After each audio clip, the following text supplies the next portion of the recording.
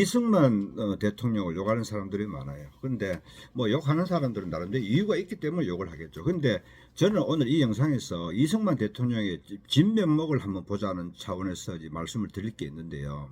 우리는 역사 문제에 대해서 항상 깨어 있어야 되고, 우리나라라고 해서 또는 내가 아는 사람이라고, 내가 친한 사람이라고 해서 거짓말을 하거나 왜곡을 하면 안 돼요. 절대로 안 돼요. 자, 과거로 돌아가 보면 우리가 이제 1919년 3월 1일 독립운동이 3일째 독립운동이 일어났죠. 근데 이 3.1 운동이 뭐 그날 하루만 독립운동을 한 것이 아니고 5월 달까지 전국적으로 퍼져나갔죠.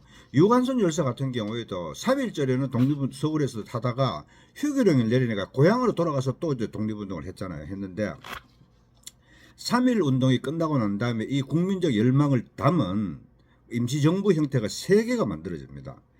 서울에서 한성정부, 그리고 블라디보스톡의 대한국민의회. 이 대한국민의회는 정부 형태가 아니고 의회 정부 형태였습니다. 또 이제 우리가 흔히 아는 상해 대한민국 임시정부, 이렇게 3가지 임시정부 형태가 만들어진다. 모두 공화정을 선언을 했죠. 근데 이 3개로 난립된 임시정부가 그러면 안 되겠죠. 이게 하나로 통합에 대해 문제가 발생하는데, 그 상해 임시정부, 그러니까 1919년 9월 달에 3개의 정부가 하나로 통합이 되는데요. 통합되기 전 상해 임시정부의 대통령은 미국에 있는 이승만을 국무총리로 했습니다. 최고 지도자로 이승만을 했습니다.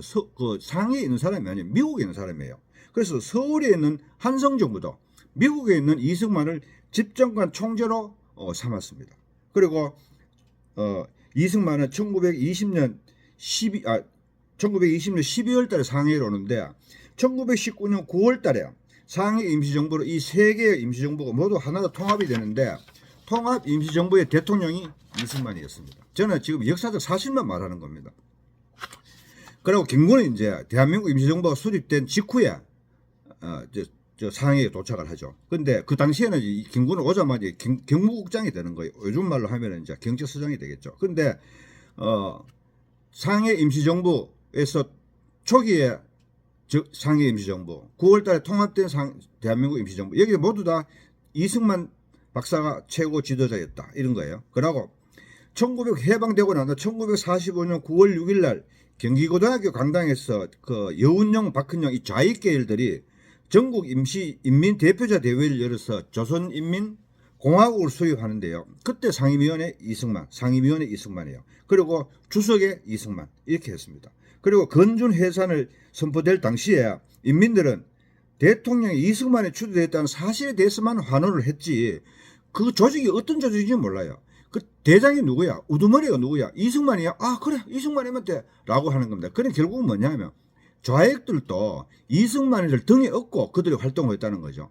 그만큼 이승만이 위상이 높았다는 뜻인데, 이승만 대통령이 귀국하기 전에 미 군정에서 이제 혼란스러웠잖아요.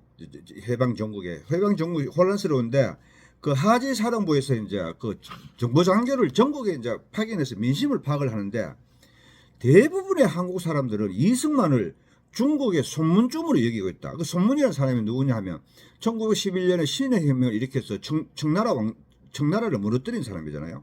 그래서 그 하지 사령부에서 일일 보고서를 보니까 대부분의 한국 사람들은 이승만을 중국의 손문쯤으로 여기고 있다.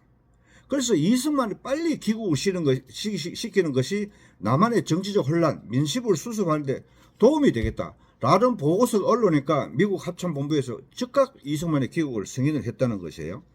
또 김구 선생하고 이승만 박사가 대립을 했다 그러는데, 두 분의 대립은 1948년 5월 10일 남한만의 단독 선거를 앞두고 좀 많이 격화되었는데, 그전에는 서로 그 우호적인 관계였습니다. 그렇게 임시정부 요인이 귀국을 해서 독립운동장에서 환영대회를 할 때 그때도 이승만 박사가 참석을 했는데, 김구 선생이 1947년도 이제 해가 바뀌면서 국민의회를 구성해가지고 정부 수립을 나가려 했는데, 그때 주석을 누구로 삼았느냐? 이승만 박사로 삼은 거예요. 그러니까 3.1 운동 이후에 임시정부가 수립된 때로부터, 그리고 해방 이후에 남북 독립되고 난 다음에 남북 분단된 상황 하에서 여러 조직이 만들어진다. 모두가 다 이승만을 최고 지도자로 삼았다. 이것은 무엇을 의미합니까? 이승만 박사가 그만큼 우리 국민들한테 조선 사람들한테 인식이 높았고 큰 지도자로 인식이 되었다는 거예요. 그런 것 가운데 하나는 저는 어떤 걸 생각하냐면 이승만 박사께서 일본 내막기라는 책을 썼거든요. 재팬 인사이드 아웃. 이 책을 썼는데 이 책이 뭐냐면 일본이라 하는 나라는 미국이라는 나라와 크게 한판 붙어서 깨져야 우리가 독립이 된다. 그거예요. 그러니까 일본이 곧 미국을 침공할 것이다. 전쟁을 일으킬 것이다 라고 예언을 한 거예요. 그리고 일본이 태평양 전쟁을 일으킨 게 1941년 12월 8일이잖아요. 그런데 그거를 5, 6년 전에 미리 예언을 한 거예요. 근데 이 책을 보고 노벨상 수상자였던 펄벅 여사가 이건 두렵다.